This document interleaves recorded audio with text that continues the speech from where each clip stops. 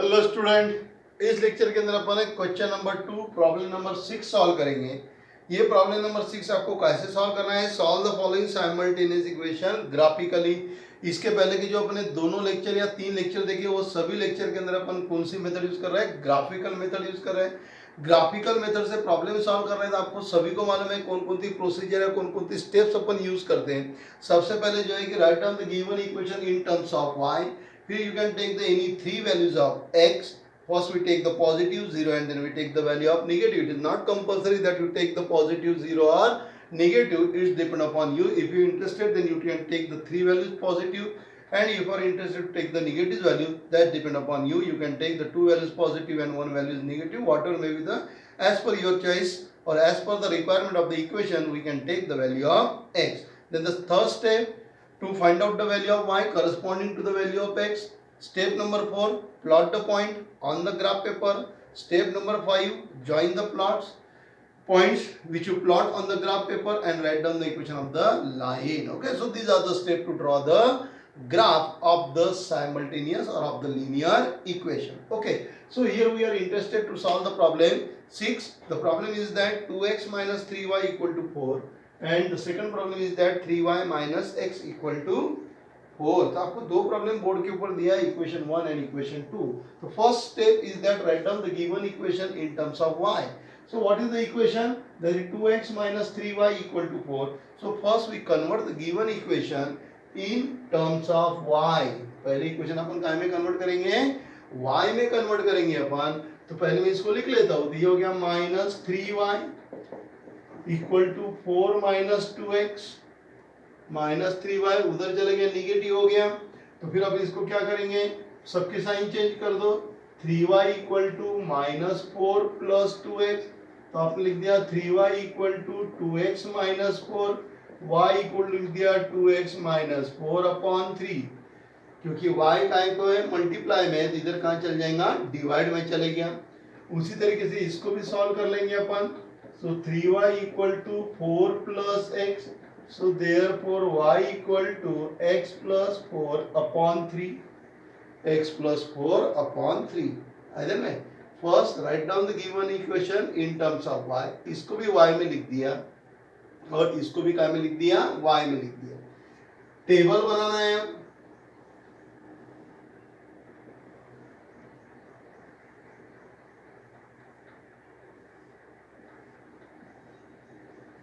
x y, x comma y, इसका भी table बनाना पड़ेगा. इक्वेशन कोई भी रख दो, प्रोसीजर स्टेप सेम है. ओके, अभी तक अपने जितनी प्रॉब्लम सॉल्व की उसमें डिनोमिनेटर में कभी 3 या ऐसे कुछ नंबर्स नहीं आए थे. क्यों? क्योंकि वहां पे सभी जगह y का कोएफिशिएंट कितना था, 1 था. यहाँ पे y का कोएफिशिएंट कितना है, 3 है करके नीचे आ गया. y का कोएफिशिएंट 3 है करके वो भी क्या आएगा, नीचे आएगा. ओके, अब यहाँ पे मुझे x². अब इसमें ध्यान में रखना कि यहाँ पे डिनोमिनेटर में 3, तो अपने को x के ऐसे नंबर लेना है कि y की वैल्यू इंटीजर में आने को ना, y की वैल्यू क्या में आने को ना, इंटीजर में आने को ना, या फिर 1.5 1.2 इस तरीके से आने को ना कि मैं आसानी से वो पॉइंट ग्राफ पेपर पे प्लॉट कर सकूं. अगर मेरा आंसर 3.4444 आ रहा है तो फिर मुझे 3.4 प्लॉट करने में थोड़ी परेशानी जाएंगी. पॉइंट प्लॉट होता है लेकिन थोड़ी परेशानी है. क्यों? क्योंकि बहुत से बच्चों को 1.5 2.5 ये भी पॉइंट ग्राफ पेपर पे प्लॉट करते नहीं आते. हर साल का हमारा एक्सपीरियंस है, कुछ बच्चे इतने ये रहते हैं कि उनको सादा पॉइंट भी प्लॉट करते नहीं आता है. क्यों नहीं आता है? क्यों? क्योंकि उन्होंने कभी क्लास में, कभी स्कूल में ध्यान दिया ही नहीं रहता. किस तरह तो भी वो एकदम बस धक्के मारते मारते मारते मारते ऊपर तक आ जाते, तो उनको सादा पॉइंट भी प्लॉट करते नहीं आता है. है ना, 1.5 भी प्लॉट करते नहीं आता, 2.5 2.7 नहीं आते. जब 2.7 ही उसको प्लॉट करते नहीं आता तो वो 2.77 या 2.75 किस तरह प्लॉट करेगा, तो उसको बहुत परेशानी जाएगी. है में. तो इसीलिए आप लोग जब भी कोई भी टीचर आपको पढ़ाता है तो आप पूरा फोकस वो टीचिंग पे रखिए, वो सर क्या समझाने की कोशिश कर रहे हैं, क्या बता रहे हैं, पॉइंट कैसा प्लॉट करते हैं। लेकिन अपन इतने अपने आप को होशियार समझते हैं कि सर कुछ भी पढ़ाए अपन अपने मेथड से ही चलते रहते हैं।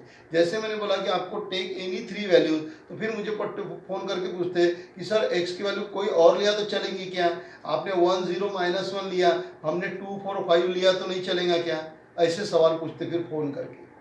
तो आप मुझे बताओ इन बच्चों के बारे में मैंने क्या बोलना, जब ऑलरेडी मैं लेक्चर के अंदर एक्सप्लेन कर चुका हूँ कि आप एक्स की कोई भी वैल्यू ले सकते हो, तीनों पॉजिटिव ले सकते हैं, तीनों निगेटिव ले सकते हैं। ये बात लेक्चर के अंदर, हर लेक्चर के अंदर कम से कम 2 2 3 3 बार रिपीट होती है। और उसके बावजूद अगर आप फ़ोन करके पूछते हो तो फिर आप मुझे बताइए मैं उस बच्चे को क्या जवाब दूँ, है ना।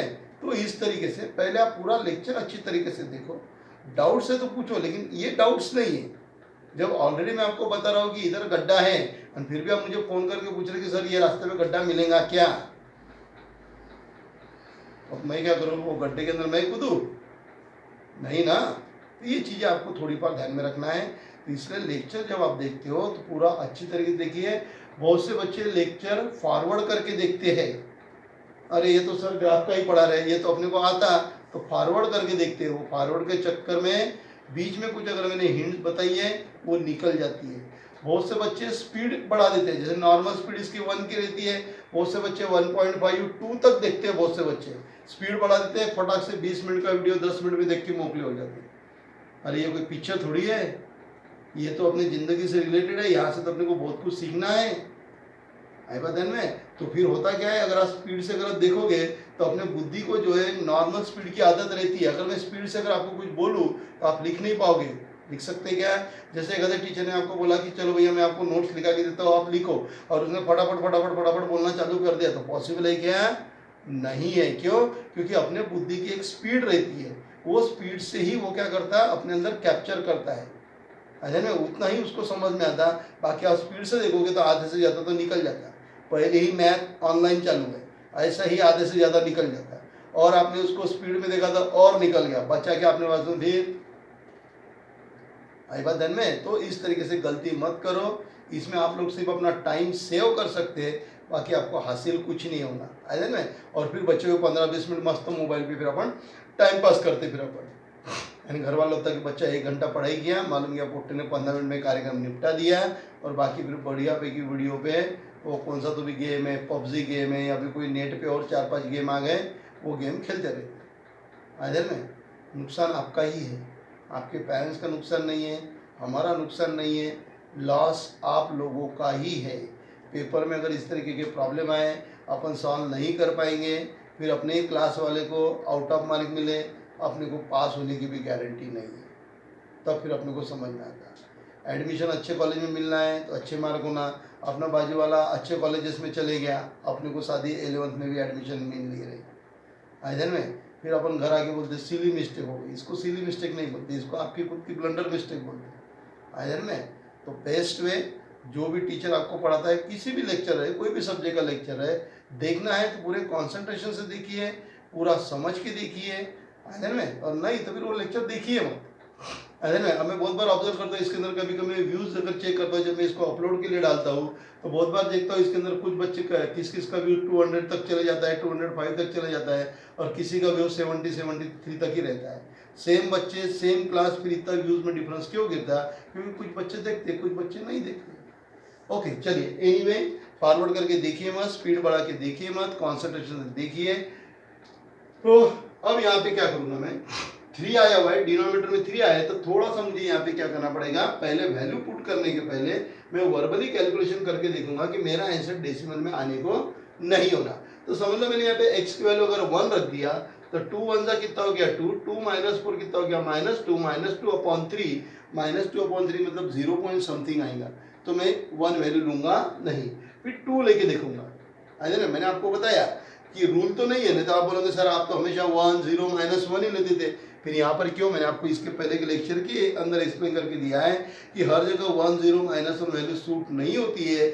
जहाँ पे वैल्यू सूट नहीं होगी वहाँ पर मैं x की वैल्यू चेंज कर सकता हूँ। ओके, तो यहाँ पे मैंने x की वैल्यू 1 पुट करने की कोशिश किया था, तो 2 इंटू 1 2 हो गया, 2 माइनस 4 माइनस 2 होता, -2 अपॉन 3 बोले तो 0 पॉइंट समथिंग हो गया, और मैं 0 पॉइंट समथिंग प्लॉट नहीं कर सकता, तो इसमें मैं x की वैल्यू 1 छोड़ा दूंगा, फिर x की वैल्यू 2 लेके देखूंगा, 2 2 जा 4, 4 माइनस 4 0 अपॉन 3 मुझे चलता है, तो x की वैल्यू मैं 2 ले लेता हूँ, यहाँ पे मैं इक्वेशन 1 लिखता हूँ और यहाँ पे इक्वेशन 2 लिखता हूँ, तो put x equal to 2 in equation 1, तो ये हो गया y equal to 2 into 2 minus 4 upon 3, ये हो गया y equal to 4 minus 4 upon 3, ये हो गया y इक्वल टू 0 अपॉन 3, ये हो गया y इक्वल टू 0, मुझे चलती वैल्यू 2 0, इसका पॉइंट हो गया 2,0।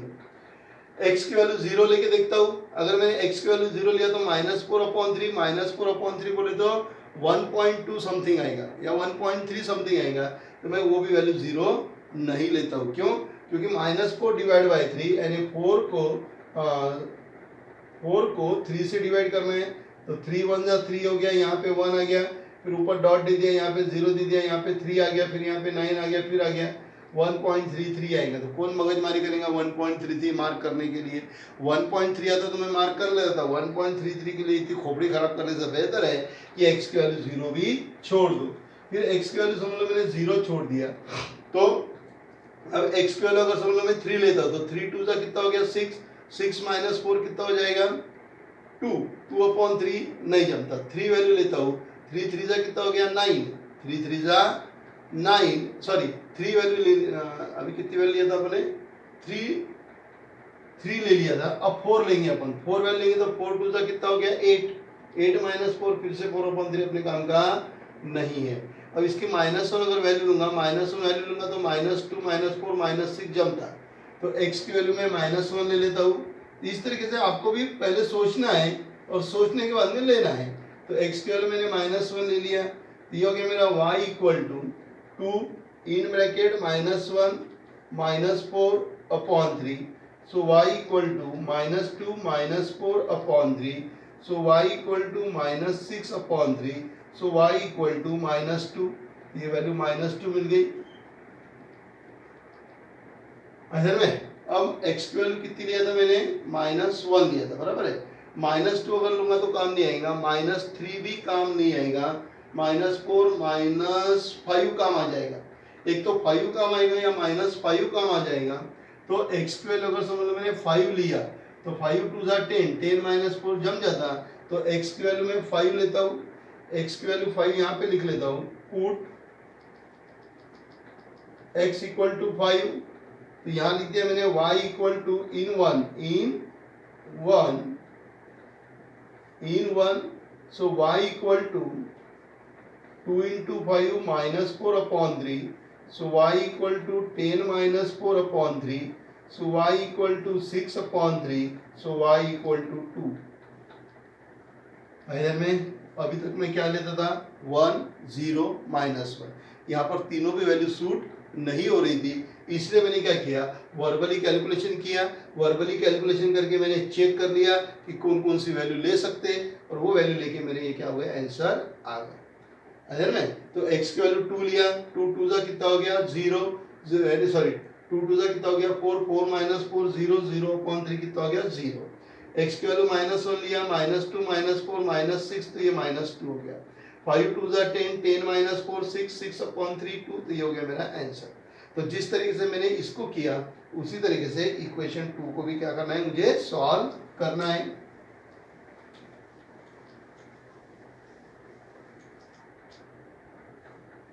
ओके, तो इक्वेशन 2 में एक एक वैल्यू पुट करते जाऊंगा, तो पहले x की वैल्यू देखो 1 लेके तो कितना हो जाएगा, x की वैल्यू अगर मैंने 1 लिया तो 1 + 4 5 अपॉन 3 कैंसिल मारो, x की वैल्यू 1 काम नहीं आएंगी, 2 लो, 2 + 4 जमता है में, तो पुट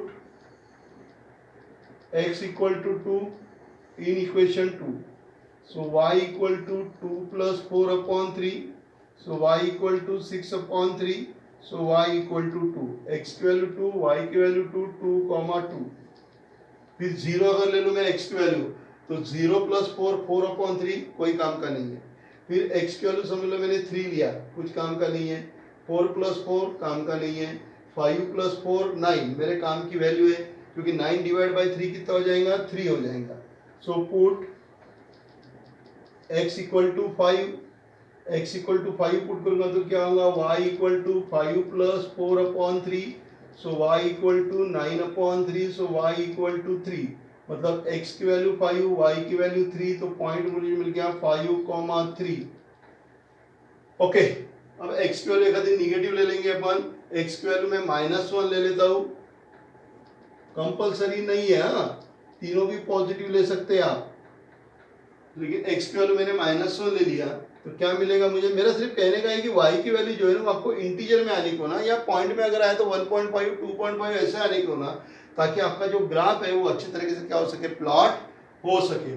तो x की वैल्यू मैंने -1 ले लिया तो ये हो गया y equal to -1 plus 4 upon 3, so y equal to 3 upon 3, so y equal to 1, -1 1, ये हो गया -1 1। ओके, तो इस तरीके से मैंने क्या किया, यहाँ पे टेबल जो है वो कंप्लीट कर दिया। अब मुझे इसके करस्पॉन्डिंग ग्राफ पेपर निकालना है, और ग्राफ पे ये पॉइंट क्या करना है, मुझे प्लॉट करना है। आया में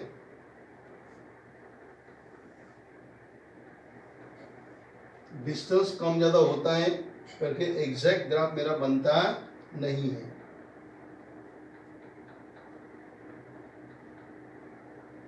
one 2 3 4 5 6 1 2 3 4 5 6 -1 -2 -3 -4 -5 -6 -1 -2 -3 -4 -5 -6 -7। Okay, 2,0 y coordinate 0, point lies on x axis, 2,0 मतलब ये वाला पॉइंट, y कोऑर्डिनेट 0 मैंने आपको पिछले वाले लिख दिया था, y coordinate 0 point lies on x axis कहां पे रहेगा, 2,0 -1 -2, x की वैल्यू -1 y की वैल्यू -2 मतलब ये वाला पॉइंट, x की वैल्यू 5 y की वैल्यू 2, x की वैल्यू 5 y की वैल्यू 2 बोले तो ये वाला पॉइंट, x की वैल्यू 5 y की वैल्यू 2, ये वाला पॉइंट। अब इनको ड्राइंग कर दो।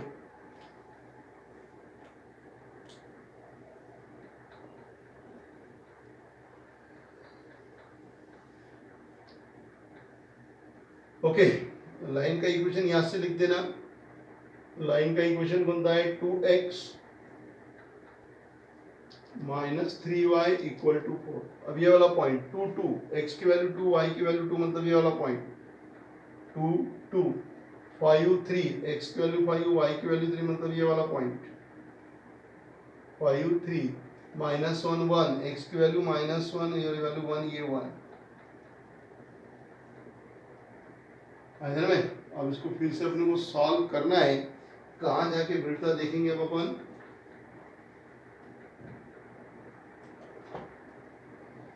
ओके, तो ये लाइन इसको बराबर ड्रॉ करना पड़ेगा,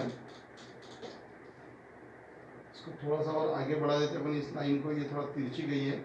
कितना पॉइंट है ये, 5,2 5,2 बोले तो x की वैल्यू 5 y की वैल्यू 2, ये वाला पॉइंट। ये ग्राफ मेरा इस तरीके से चले गया। इसका इक्वेशन है 2x -3y इक्वल टू 4। अब ये तीनों पॉइंट मुझे ज्वाइन करना है।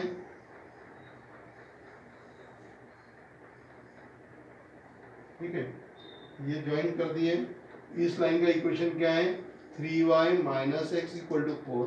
यहाँ पर ये इंटरसेक्ट हो रहा है, बराबर है। अब इसके करस्पॉन्डिंग जो x की वैल्यू रहेगी और y की वैल्यू क्या रहेगी वो आप देख लेना। तो मे भी x की वैल्यू 8 आ रही है, यहाँ 7 हो जाएगा, इधर क्या हो जाएगा 8 हो जाएगा, और इधर वैल्यू 4 आना चाहिए। में लगभग कितनी वैल्यू आ रही है उसकी, 4 आना चाहिए, क्योंकि देखो ये थोड़ा सा ऐसा अगर मैं इसको एडजस्ट कर दूं तो 4 तक जाता है। मतलब ये जो पॉइंट है ये 8,4 में दोनों कहाँ पर इंटरसेक्ट हो रहे हैं, 8,4 पे इंटरसेक्ट हो रहे हैं। तो सॉल्यूशन सेट क्या लिखोगे आप, पहले यहाँ पे स्केल लिख देना। ग्राफ आपको निकाल जाता है ना भी, कोई प्रॉब्लम है ग्राफ निकालने में, प्रॉब्लम कहाँ जा रहा था आपको, यहाँ पर। फिर एक बार आपको पॉइंट मिल गए, फिर आप ग्राफ हमेशा की तरह निकाल सकते हैं। तो सॉल्यूशन सेट क्या रहेगा, therefore the solution set is x, y equal to 8, 4। ये आपका आंसर है इधर में। तो इस तरीके से अपन ने प्रैक्टिस सेट 1.2 क्या किया, आपने कंप्लीट किया। इसके अंदर जो नेक्स्ट मेथड रहेगी वो अपन नेक्स्ट लेक्चर के अंदर स्टडी करेंगे इधर में। कौन सी मेथड से, इसके बाद में इसका अंदर अपने को देखना पड़ेगा डिटर्मिनेंट्स और determinant method by Cramer's rule. तो यहाँ पर अपन ने दो मेथड्स के बारे में स्टडी किया। एक अपन ने सबसे पहले देखा था इक्वेटिंग विद कोएफिशिएंट, फिर अपन ने देखा था special method if the coefficient are interchange, third अपन ने देखा था ग्राफिकल, कि ग्राफिकल मेथड से प्रॉब्लम कैसे सॉल्व करते हैं। सिर्फ आपको ग्राफ से सॉल्व करना है, तो ग्राफिकल मेथड से ग्राफ निकालने की जो प्रोसीजर है जो मैंने आपको लिख के दिया हुआ है, वो प्रोसीजर आप 100% ध्यान में रखिए। आइए में जिन बच्चों ने वो लेक्चर नहीं देखा होगा तो वो उसकी वीडियो अपलोड किए हुए हैं, आप उसको आसानी से देख सकते हो। और जब तक नहीं समझते तब तक आप उसको बार बार देखो, अजय में धीरे धीरे देखो तो आपको समझ में आ जाएगा। तो इस तरीके से अपन ये लेक्चर यहाँ पे ख़त्म करते हैं। अजय में नेक्स्ट लेक्चर के अंदर अपन मिलेंगे नए मेथड के साथ में, और नए मेथड के लिए का नाम है क्रैमर्स रूल। उसके पहले अपने को थोड़ा सा डिटर्मिनेंट के बारे में देखना पड़ेगा। ओके, तो चलिए नोट्स अच्छी तरीके से आप बनाते रहिए।